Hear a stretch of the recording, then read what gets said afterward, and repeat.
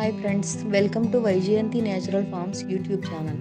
ఈరోజు నేచురల్ ఇంగ్రీడియంట్స్తో ఆగ్నేయాస్త్రం తయారీ విధానాన్ని మీకు చూపించబోతున్నాను.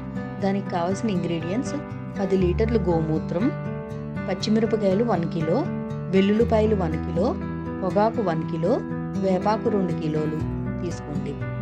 ఒక పెద్ద వెడల్పాటి గిన్నెని పెట్టుకుని దానిలో ముందుగా గోమూత్రం పోసి 10 లీటర్లు గోమూత్రం పోసి పచ్చిమిరపకాయలని మిక్సీ వేసి ఆ పేస్ట్ని యాడ్ చేసి, వెల్లుల్లిపాయలను కూడా మిక్సీ వేసి ఆ పేస్ట్ని యాడ్ చేసి, పొగాకు 1 కేజీ వేసి, వేపాకు 2 కేజీలు వేసి దాన్ని బాగా ఒక 3 గంటలు మరగనిచ్చి అది బాగా చల్లారిన తర్వాత ఒక కంటైనర్లో స్టోర్ చేసి పెట్టుకోండి.